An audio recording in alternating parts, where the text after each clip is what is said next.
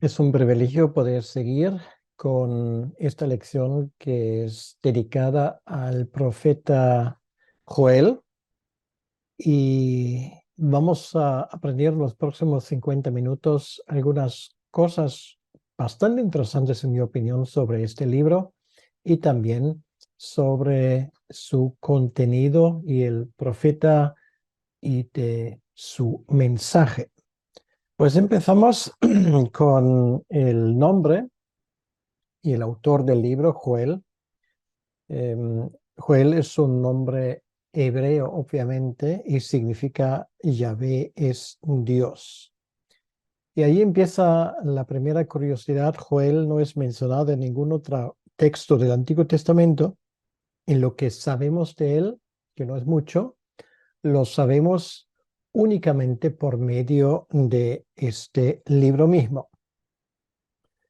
Lo que nos damos cuenta es que pone mucho interés en cuanto al templo, en cuanto a la ciudad de Jerusalén, y podemos deducir de esto de que él originalmente viene del reino del sur de Judá.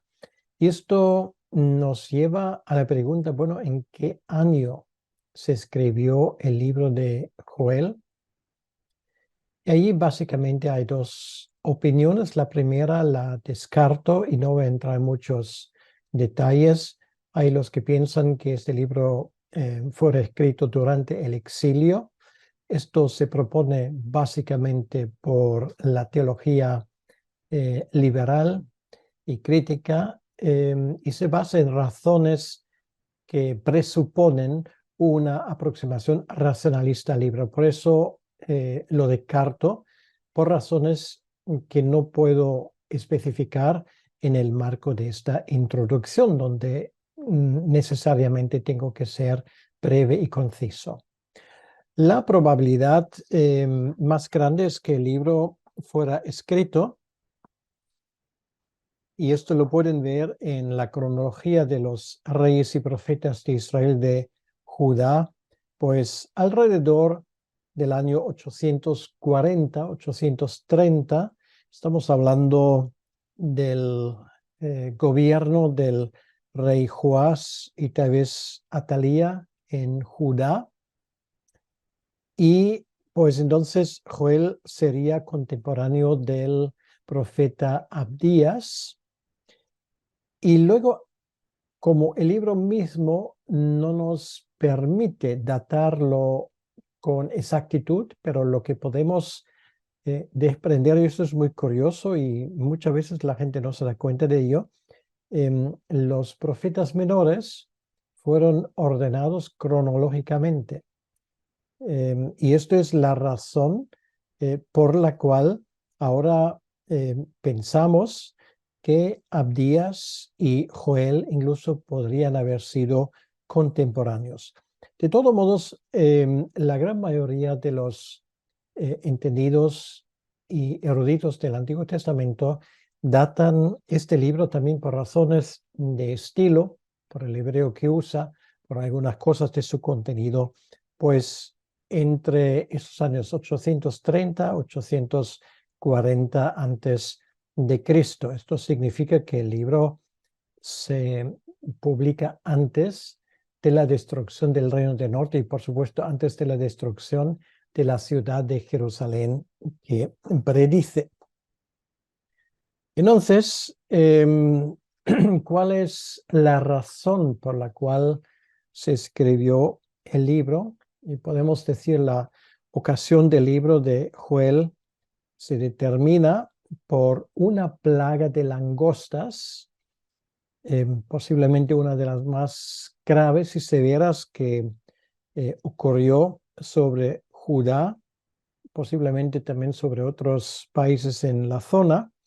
Y por lo que leímos en el capítulo 1, versículo 2, no tenía paragón en la historia de Judá. Dice: oíd esto, ancianos, y escuchad todos los moradores de la tierra, y de la tierra. Esto quiere decir Haaretz, la expresión hebrea, significa la tierra de Israel.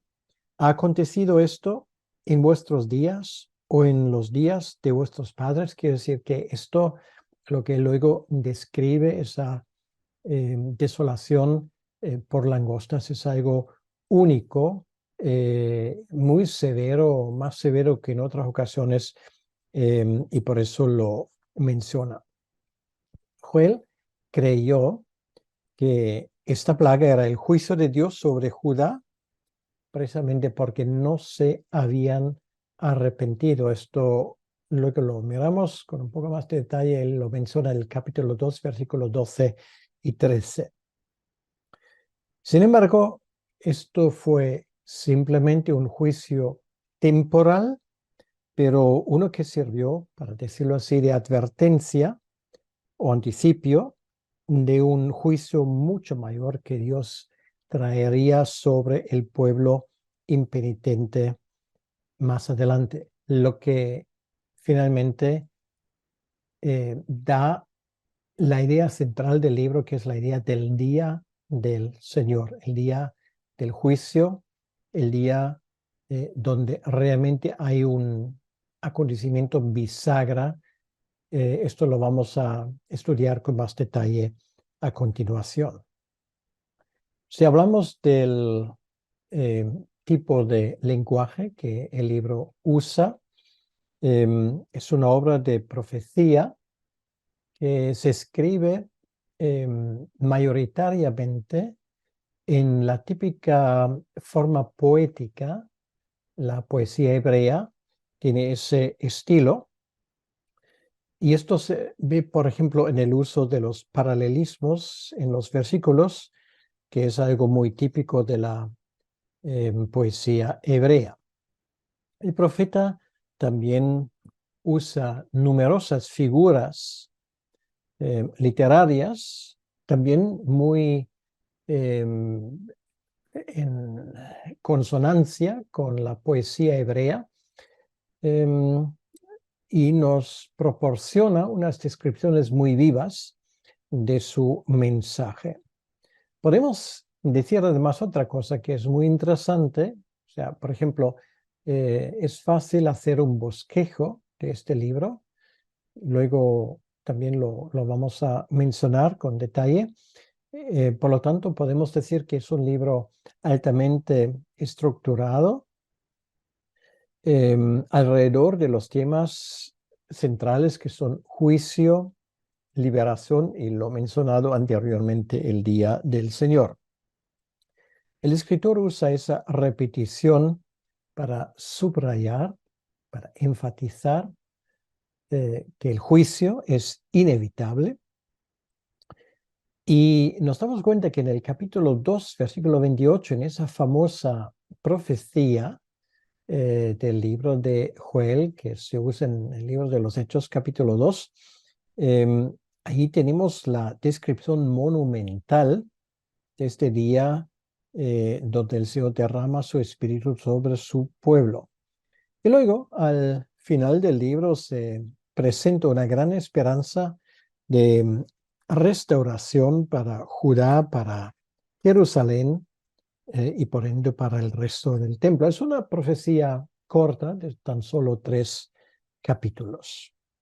Luego podemos decir que hay una serie de características que salen en el libro que son muy importantes y son fáciles de recordar.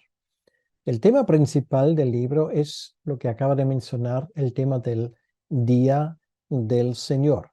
Ahora, ¿cuál es el Día del Señor? Hay muchos que piensan que esto tiene que ver con la última época antes de la segunda venida de Cristo, y sin embargo no es así. Lo podemos comprobar muy fácilmente porque Pedro, en su sermón de Hechos capítulo 2, aplica una parte del libro de Joel que habla del día del Señor a los acontecimientos de Pentecostés. Entonces, este juicio que iba a venir sobre Judá y sobre Jerusalén se cumplió en la destrucción de Jerusalén. en el año 70 y con la destrucción del templo. El día del Señor es, en este caso, un sinónimo de un juicio definitivo y terrible sobre Jerusalén que está estrechamente ligado con los acontecimientos de la crucifixión, de la resurrección de Jesucristo. A partir de ese momento, para la ciudad le quedaron unos 40 años y esto era todo lo que había y lo que quedaba. Entonces, el día del Señor, muy importante, un tema muy importante en primer lugar. Luego, en segundo lugar, lo que es muy característico en ese libro es el llamamiento repetitivo de Joel para el arrepentimiento. Esto es dado no solo a un número selecto de la comunidad del pueblo de Dios, allí en Judá y en Israel, sino más bien a todo el pueblo del Señor, y Joel los llama a regresar. Y se especifican allí jóvenes, ancianos, hombres, mujeres, líderes, seguidores e incluso aquellos que podrían de otra manera estar exentos de responsabilidades comunitarias, por ejemplo, madres lactantes y los recién casados, que son mencionados en el capítulo 1, versículo 13 y 14, en el capítulo 2, 15 al 17. Entonces, Joel recuerda al pueblo de Dios que la motivación para el arrepentimiento yace firmemente en la naturaleza de Dios. En el 2:13, por ejemplo, leemos, es el compasivo, Él es compasivo y clemente, lento para la ira, abundante en misericordia. Y luego, una tercera cosa que aprendimos del libro, que es una de sus características, Joel demuestra que él proclama lo que otros profetas también habían proclamado antes y lo que iban a proclamar después de él. Esos oráculos de juicio son seguidos luego por oráculos o profecías de salvación, lo que respalda esta constante profética común es la creencia en la soberanía de Dios. Por lo tanto, Joel demuestra el control soberano del Señor y que se extiende esto a todas las cosas, incluyendo a la naturaleza y los eventos humanos. Entonces, estos son los tres temas principales. Y podemos decir además, y todavía estamos con la introducción, casi de la introducción al libro, que el libro de Joel ha tenido un lugar importante en la vida de la iglesia. Por ejemplo, en el Nuevo Testamento leemos que Jesús y sus discípulos y sus seguidores estaban familiarizados con los escritos de Joel. Y la influencia del libro es más evidente en los pasajes del Nuevo Testamento que hablan de los tiempos finales. Usan imágenes muy vivos cuando hablan de esos acontecimientos que se describen en el libro, por ejemplo, la plaga de langostas que ya hemos mencionado. Entonces también son muy importantes las promesas del capítulo 2, versículo 28 al 32, que Pedro cita en Pentecostés, afirmando que han alcanzado su cumplimiento en el derramamiento del Espíritu Santo sobre los discípulos en Jerusalén. Esto lo podemos leer en el libro de Hechos, capítulo 2, versículos 16 al 21. Quiere decir que es muy importante y infelizmente muchos que hablan de este pasaje no lo mencionan. Pedro da por cumplida esta profecía.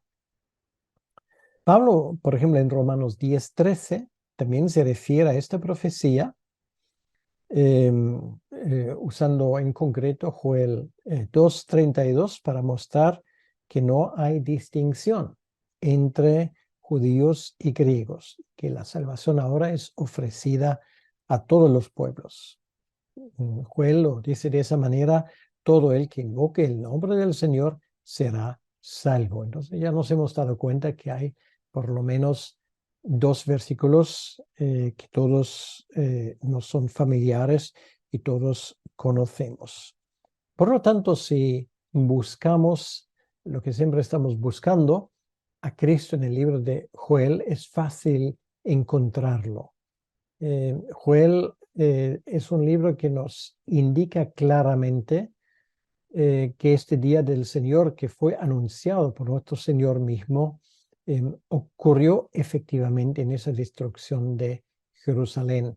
Por eso el llanto de Jesús sobre Jerusalén en el capítulo 23 de Mateo es expresión de ello. Al mismo tiempo es curioso que con la posible excepción de Joel 2:23, Joel no menciona directamente al Mesías ni un libertador real. Sin embargo, su profecía frecuentemente describe las condiciones generales de bendición que se asocian con los tiempos mesiánicos. Ahora hablamos un momento de del bosquejo del libro, y de nuevo esto, lo que dije antes, es muy fácil de demostrarlo. De hecho, podríamos dividir el libro en dos partes. Bueno, si queremos el versículo 1:1 lo dejamos fuera porque es simplemente una descripción del autor del libro, del profeta. Podemos llamarlo un sobrescrito. Y luego, el resto del libro se divide en dos partes. La primera parte, que va del capítulo 1, versículo 2, al capítulo 2, versículo 17, que nos habla de la devastación que ha pasado recientemente por langostas, que son animales que asolan con cierta frecuencia esa zona, por cierto, hasta el día de hoy, pero por lo que desprendemos del libro, ninguna ha sido tan fuerte hasta el momento como aquella. Y luego, esto luego se puede comparar con un ejército guiado de parte de Dios, un ejército que trae juicio. Luego, a partir del capítulo 2, versículo 18, allí tenemos el bisagra. Ahí, digamos, esas profecías cambian en el sentido que ahora, después de exigir el arrepentimiento en esa primera parte, en esa segunda parte, tenemos lo que podríamos llamar la respuesta del Dios del pacto. Se habla de la renovación de la tierra, renovación espiritual del pueblo de Dios. Obviamente van las dos cosas juntas: es la renovación por el Evangelio, por las bendiciones del nuevo pacto. Y aprendemos de esa manera que Dios actúa en tiempo y en espacio con su pueblo.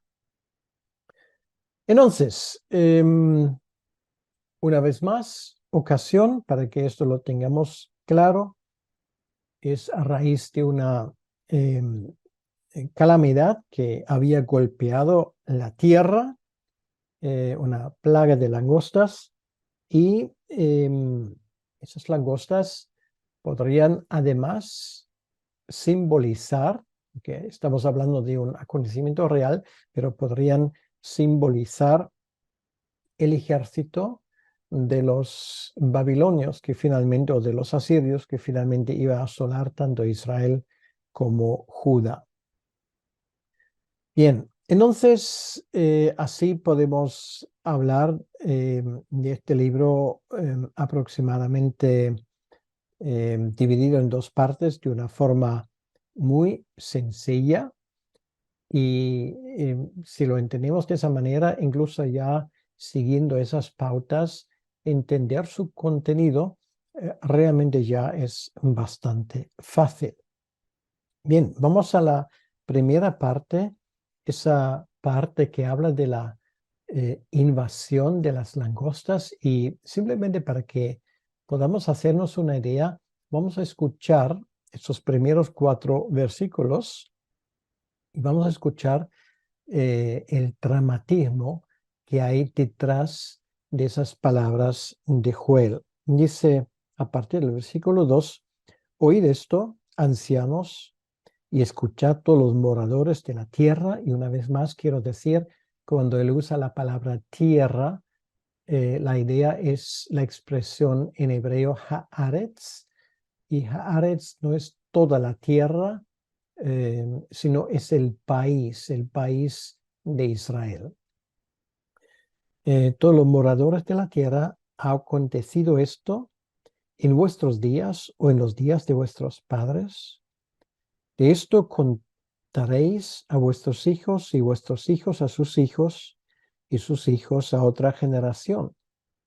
Lo que quedó de la oruga comió el saltón, y lo que quedó del saltón comió el revoltón, y la langosta comió lo que del revoltón había quedado. Realmente es muy interesante porque el hebreo, como por cierto también el árabe, hoy en día tiene varias palabras que en castellano casi ya no se usa, que son diferentes nombres para diferentes tipos de langostas. Entonces ya de allí nos damos cuenta que la gente en aquel entonces observaba muy bien qué tipo de animales les hacía daño y estaba familiarizado obviamente el profeta con este tema. Entonces, esto es los primeros 4 versículos, una descripción muy gráfica de esa plaga de langostas. Entonces, a continuación, porque no sé si ustedes han visto alguna vez lo que pasa en una plaga de langosta. Esto no son solamente un par de insectos que vienen por el aire, sino a veces una tierra se puede oscurecer por este ataque. Literalmente podría quedar en oscuras. Un país, cuando viene una nube de estos langostas que se comen toda la hierba, o sea, todo lo que es verde, ellos lo comen, y lo que luego queda de los árboles y de las plantas, esto parece como después de un incendio forestal. Entonces, a raíz de esto, él llama a la gente al arrepentimiento y a llorar por esta devastación. Entonces, es algo que obviamente en esa parte es como, eso parece un entierro, ¿vale? Porque de hecho era luego proféticamente el entierro de un país. Luego no solamente iban a venir langostas, sino iban a venir los ejércitos de los asirios y el ejército de los babilonios para arrasarlo todo. Esto es la idea que hay detrás. Entonces, ¿qué le queda al pueblo de Dios en una situación así? A partir del versículo 13 tenemos la respuesta, y esto es simplemente hay que clamar a Dios. Entonces, un tipo de arrepentimiento colectivo llamado por los sacerdotes y los levitas debería concienciar al pueblo de su propio pecado. Y luego aparece esa expresión que ya he mencionado antes, lo del día del Señor, que habla del momento del juicio. Lo voy a leer a partir del versículo 15. Dice: Ay del día, porque cercano está el día de Yahvé, el día del Señor, si queremos, y vendrá como destrucción por el Todopoderoso. ¿No fue arrebatado el alimento de delante de nuestros ojos, la alegría y el placer de la casa de nuestro Dios? El grano se pudrió debajo de los terrones, Los graneros fueron asolados, los alfolíes destruidos porque se secó el trigo. Cómo gimieron las bestias, cuán turbados anduvieron los hatos de los bueyes, porque no tuvieron pastos. También fueron asolados los rebaños de las ovejas. Entonces nos damos cuenta un auténtico desastre que aquí se describe. Y luego es Joel, para decirlo así, así termina el capítulo, y las bestias que toman la iniciativa con su propio grito al Señor. Es realmente una parte donde yo creo que cualquier persona que lo lee puede casi coger con las manos el grado de desolación que hay detrás de todo esto. Luego, esto nos lleva al segundo capítulo, que nos habla de este día del Señor. Hay un grito, para decirlo así, de advertencia para el pueblo en el versículo 1. Y ahora este particular día del Señor, el día de Yahvé, se describe vividamente en los versículos 2 al 11 del capítulo 2. Lo que vemos aquí realmente, y ahora es bueno escucharlo en este caso. Si en el primer caso él pone la idea de un acontecimiento que pasó, es decir, la invasión de las langostas, él ahora habla de un acontecimiento futuro. Y vamos a escucharlo porque me gustaría que ustedes se hicieran una idea propia. Dice, día de tinieblas y de oscuridad, día de nube y de sombra, como sobre los montes se extiende el alba, así vendrá un pueblo grande y fuerte. Semejante a él no hubo jamás, y después de él lo habrá en años de muchas generaciones. Ahí él está hablando de personas, ¿vale? Dice, bueno, en el capítulo 1, Joel describe esa catástrofe de las langostas, que se lo comieron junto todo, y ahora las langostas se convierten, para decirlo así, en el futuro en un pueblo que va a invadir a Israel. Y dice, versículo 3, delante de él consumirá fuego, tras de él abrazará llama. Por eso lo dije antes, las langostas dejan un bosque o algo verde como después de un fuego. Y eso es exactamente lo que se dice aquí. Como el huerto del Edén, será la tierra delante de él, y detrás de él como desierto asolado, ni tampoco habrá quien de él escape. Esto puede hablar de dos cosas, efectivamente, de una invasión de langostas o una invasión de un pueblo como los asirios, que destruyeron a Israel, al rey del norte, o los babilonios, que destruyeron a Judá y a la ciudad de Jerusalén. Entonces, bueno, luego lo vemos como esto se desarrolla, esta invasión, que será un momento terrible para el pueblo de Israel. Entonces, una vez más, es en el versículo 19, el versículo 20, donde vemos cómo el profeta clama a Dios por lo que ha pasado. Entonces, realmente una llamada al arrepentimiento en el capítulo 2, versículo 12 al 17, y que luego ya llegaremos a esa parte del capítulo 2, versículo 18 al 20, donde tenemos una promesa de parte del Señor si hay arrepentimiento. Entonces nos damos cuenta que aquí las cosas están cambiando, y vamos a escucharlo de nuevo como esto suena. Yahvé, solícito por su tierra, por su país, podemos traducir, perdonará a su pueblo. Responderá Yahvé y dirá a su pueblo, he aquí que yo os envío pan, mosto, aceite, y seréis saciados de ellos, y nunca más os pondré en oprobio entre las naciones. Y haré alejar de vosotros del norte, bueno, los pueblos invasores, tanto los asirios como los babilonios, entraron por el norte, no por el este, ahí hay desierto, entraron por el norte. Y lo echaré en tierra seca y desierta su faz, será decía el mar oriental y su fin al mar occidental. Y exhalará su hedor y subirá su putrición porque hizo grandes cosas. Capítulo 2, versículo 20.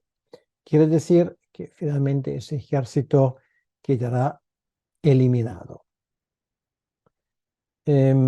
Entonces, a continuación, a partir del versículo 21, estamos en el capítulo 2, el versículo 24, tenemos una llamada, podríamos decirlo, al valor y a la alegría. Una llamada dirigida por Joel hacia la tierra, en el versículo 21, porque el Señor ha hecho cosas maravillosas. Una llamada a las bestias del campo, versículo 22, porque los pastos y los árboles vuelven a florecer, a ser fructíferos.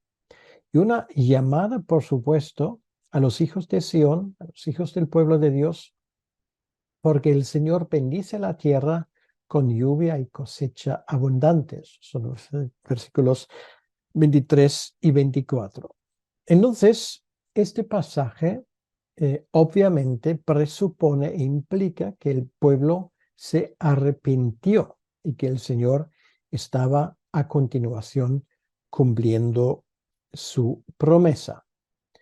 Y esto nos lleva a los siguientes versículos del 25 al 27, donde aprendemos cómo Dios restaurará lo que el ejército de las langostas o de los invasores han destruido. Dice, yo os restituiré los años que comió la oruga, el saltón, el revoltón y la langosta, mi gran ejército que envié contra vosotros. Bueno, es muy interesante y por eso digo, una de las cosas que aprendemos del profeta Joel es la soberanía de Dios sobre todos los acontecimientos. Él dice aquí, mi gran ejército.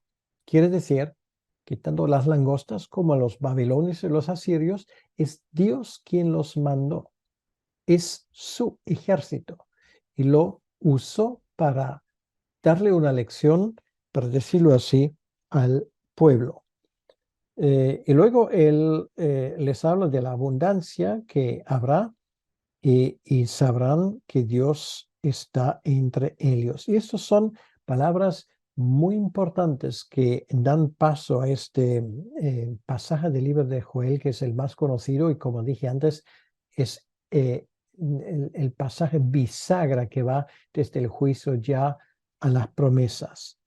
Dice allí, y conoceréis, versículo 27, que en medio de Israel estoy yo. Muy importante, porque es precisamente lo que luego vemos, lo que pasó en el día de Pentecostés.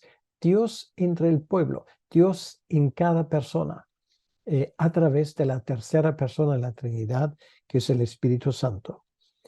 Entonces conoceréis que en medio de Israel estoy yo y que yo soy Yahvé vuestro Dios y no hay otro, y mi pueblo nunca jamás será avergonzado. Pues esto habla de una tremenda bendición y vemos realmente como los apóstoles, precisamente en ese día de Pentecostés, se levantan, hablan con denuedo, dice aquí, lo que Dios les había dado y no tienen ningún tipo de temor, no se avergüenza de este mensaje, como Pablo luego escribe en el capítulo 1 de Romanos, no me avergüenzo del evangelio de Dios. Bien, y esto nos lleva a estos 5 versículos que cierran el capítulo 2, y esto lo quiero mencionar con un poco más de detalle porque es fundamental para que entendamos el alcance del mensaje de Joel. Sería interesante tener tanto este mensaje como el texto paralelo en el libro de los Hechos, que nos ayuda un poco a entender de qué exactamente estamos hablando. Dice el versículo 28, y esto es lo que Pedro cita en el día de Pentecostés: después de esto, derramaré mi espíritu sobre toda carne. Profetizarán vuestros hijos y vuestras hijas, vuestros ancianos soñarán sueños y vuestros jóvenes verán visiones. Por lo menos quiero mencionarlo brevemente, si vamos por un momento al libro de los Hechos, porque esto para mí es fundamental para que ustedes lo entiendan. Hechos capítulo 2. Hechos capítulo 2, Pedro cita esto a partir del versículo 17 hasta el versículo 21. Entonces, aquí dice: varones israelitas, cuando él termina con ese pasaje, oíd estas palabras: Jesús Nazareno, varón aprobado por Dios entre vosotros, con las maravillas, prodigios y señales que Dios hizo entre vosotros por medio de él, como vosotros mismos sabéis. Y luego él sigue contando estos acontecimientos y lo da como un cumplimiento de esta profecía. Quiere decir que esto no es algo que ocurrirá en el futuro. Esto es algo que ocurrió precisamente en el día de Pentecostés. Luego, versículo 29. Y también sobre los siervos y sobre las siervas derramaré mi espíritu en aquellos días. Esto es lo que pasó en el día de Pentecostés. Fenómenos como, por ejemplo, las lenguas, que eran lenguas conocidas, que luego la gente que vino de diferentes partes de la parte oriental del Imperio Romano podían entender perfectamente lo que los apóstoles dijeron. Y ahora viene una cosa: Joel habla del día de la cruz. Esto es muy interesante lo que viene a continuación, que también Pedro lo da por hecho y por cumplido. Dice: y daré prodigios en el cielo y en la tierra, sangre y fuego y columnas de humo. Sangre es precisamente lo que ocurrió en la cruz, la sangre de Cristo. Luego esa sangre, ellos gritaron: que venga su sangre sobre nosotros y sobre nuestros hijos. La carnicería en la calle de Jerusalén la describe Josefo y era inimaginable. Y luego fuego y columnas de humo. Es una descripción exacta de lo que pasó en Jerusalén, unos acontecimientos terribles que terminó con la destrucción por completo de la ciudad. Y luego, muy interesante, viene esto es lo que ocurrió en la tierra. Y ahora, ¿qué pasó en el cielo? Bueno, aquí dice: el sol se convertirá en tinieblas. ¿Qué ocurrió allí del mediodía hasta las 3 de la tarde? Una oscuridad. Ahora, no podemos entrar en ese detalle. Yo escribí un libro que dedico a estos fenómenos, que se llama Cuando los cielos hablan. Se puede conseguir a través de Amazon, donde detalladamente intento demostrar de qué estamos hablando. Estas son las tinieblas y luego la luna en sangre. Eso también es comprobable hoy en día, que en aquel día de la crucifixión ocurrió un eclipse del sol, y cuando la luna sube en el horizonte de Jerusalén sobre las 6 de la tarde, pues sale como luna roja, como bañada en sangre. Y yo creo que a la gente, después de todo lo que han vivido, las tinieblas de 3 horas ahí, luego lo que pasó en el templo con el escarre de la gran cortina, y luego el terremoto que había por la noche, pues viven esto, y esto debe de haber sido para ellos algo increíble. la luna en sangre, antes de que venga el día grande y espantoso de Yahvé. Y eso es el día del juicio final sobre Jerusalén, que iba a venir una generación más tarde, como Jesús lo había predicho. Y luego esto sigue, esto todo forma parte del sermón de Pedro. Y todo aquel que invocare el nombre de Yahvé será salvo, porque en el monte de Sión y en Jerusalén habrá salvación, como ha dicho Yahvé, y entre el remanente al cual él habrá llamado. Entonces, bueno, estos son los versículos más conocidos de Joel, sin lugar a dudas. Y esto nos deja perplejos porque nos damos cuenta con qué exactitud esa profecía se ha cumplido. No está por cumplirse, sino se ha cumplido. Y más adelante la destrucción definitiva de Jerusalén en el año 70. Bien, hasta aquí ya podemos decir que se pueden aprender muchas cosas del libro. Solamente quiero sugerir algunas. Lo que es evidente es el valor de las calamidades o de los desastres naturales. En este caso eran langostas. En nuestros tiempos puede ser un ciclón, un huracán, terremoto. Son llamamientos. A mí me gusta decir es cuando Dios grita al mundo, porque Él quiere que las personas se arrepienten. Y estas cosas, lo que nosotros llamamos desastres naturales, no son otra cosa que llamadas a la atención de parte de nuestro Dios. Luego hemos aprendido algo de la naturaleza del verdadero arrepentimiento en el capítulo 2, versículos 12 y 13. Hemos aprendido algo sobre la naturaleza de Dios, que es 2:13, clemente, misericordioso, lento a la cólera, de gran bondad. Y luego lo del día del Señor. Entonces, esto nos lleva a la siguiente parte, que finalmente terminará en el capítulo 3. Nos damos cuenta que en esa parte final, el profeta Joel nos habla sobre las cosas que ocurrirán en aquellos días. Quiere decir que todavía quedan cosas, que es lo que ocurre en los días de aquel juicio. Esto es lo que tenemos aquí.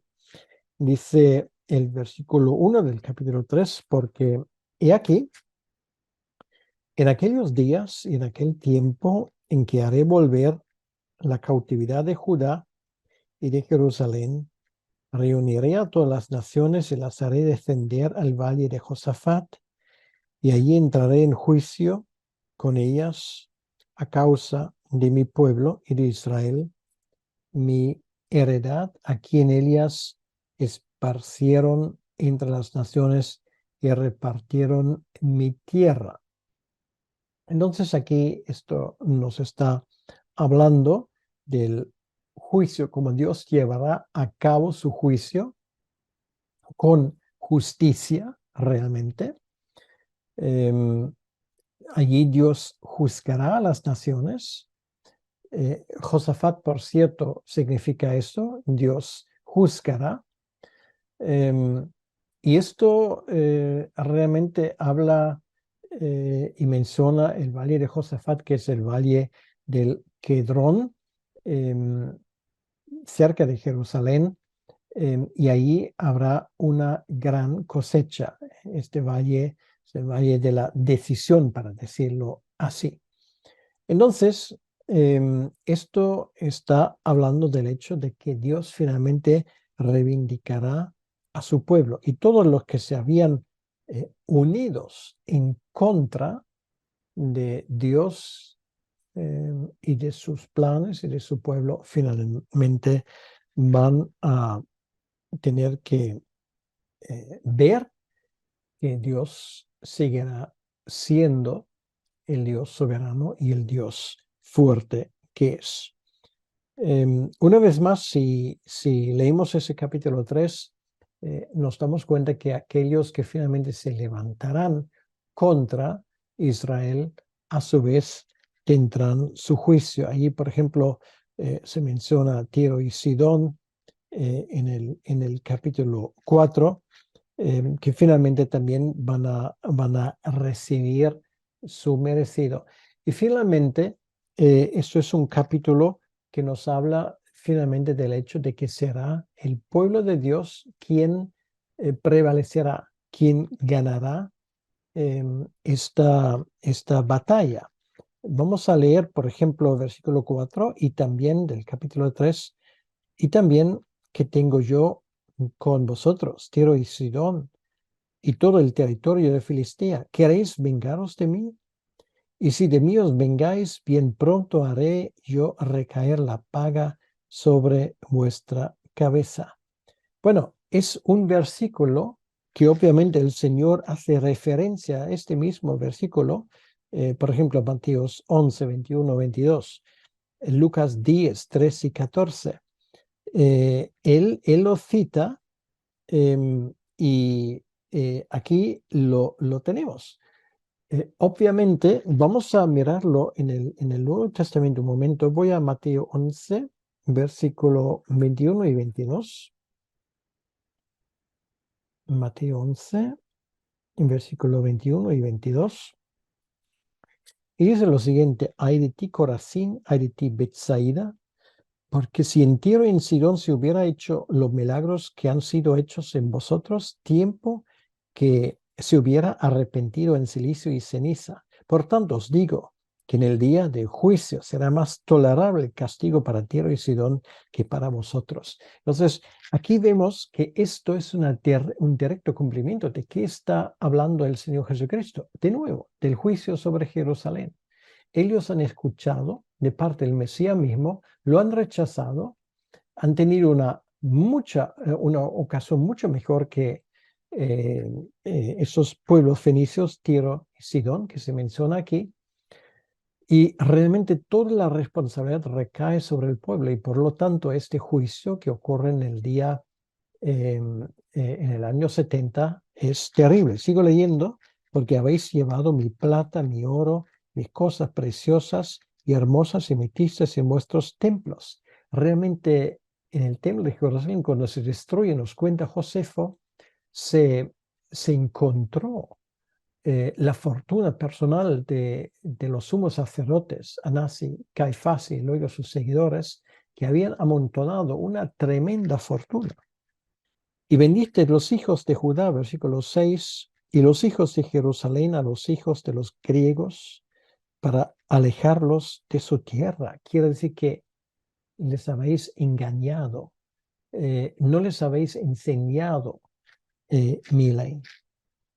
Versículo 7, aquí yo os levantaré del lugar donde los vendisteis y volveré vuestra paga sobre vuestra cabeza, y venderé vuestros hijos y vuestras hijas a los hijos de Judá, y ellos los venderán a los sabeos, nación lejana, porque Yahvé ha hablado. Quiere decir que esto habla de que muchos judíos tenían que oír.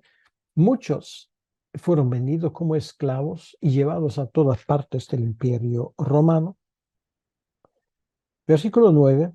Proclamad esto entre las naciones, proclamad guerra, despertad a los valientes, acérquense, vengan todos los hombres de guerra, forjad espadas de vuestros azadones, lanzas de vuestros hoces, diga el débil, fuerte soy. Claro, esto ya es una forma espiritual, esto habla de la guerra espiritual, de que como el pueblo de Dios poco a poco va conquistando el país y luego toda la tierra. Entonces, esto lo vemos al final, una vez más, versículo 15, habla del sol y de la luna se oscurecerán, quiere decir que es el momento cuando Israel será desheredada y este reino será dada a un reino que cumple la voluntad de Dios, que es la iglesia del Señor. Y termina esa profecía con los siguientes 4 versículos. Sucederá en aquel tiempo que los montes destilarán mosto y los collados fluirán leche y por todos los arroyos de Judá correrán aguas y saldrá una fuente de la casa de Yahvé y regará el valle de Sittim. Pues es la misma imagen que tenemos en los últimos capítulos del profeta Ezequiel, del cual ya hablamos. Esto habla de la bendición del Evangelio, que será una bendición para todas las naciones. Luego dice, Egipto será destruido y Edom será vuelto en desierto, asolado por la injuria hecha a los hijos de Judá, porque derramaron en su tierra sangre inocente. Pero Judá será habitada para siempre, Jerusalén por generación en generación. Esto habla de las bendiciones del Evangelio, habla del hecho de que Dios llamará a un pueblo que cumplirá su propósito en la historia. Y finalmente, versículo 21, y limpiaré la sangre de los que no había limpiado y Yahvé morará en Sión. Pues tremendas palabras realmente cumplidas, como hemos visto en el libro de los Hechos, como esto se describe. Y por lo tanto nos damos cuenta que Joel es un profeta que usa o que nos pone a disposición mucho material que luego en el libro de los Hechos o en los Evangelios se usa. Por lo tanto, una visión a través de los siglos que nos habla proféticamente del juicio sobre Jerusalén, pero también de la bendición del Evangelio. Pues hasta aquí hemos llegado hoy y gracias por su atención. Vamos a terminar en oración. Señor, gracias te damos por este día de hoy y por este estudio que podíamos hecho sobre el profeta Joel. Pedimos que tú bendigas este estudio y que todos los estudiantes pues puedan entender este libro mejor y sacar un provecho de lo que hemos estudiado. Te lo pedimos, Señor, en tu nombre, para tu honra y para tu gloria. Amén. Que el Señor les bendiga.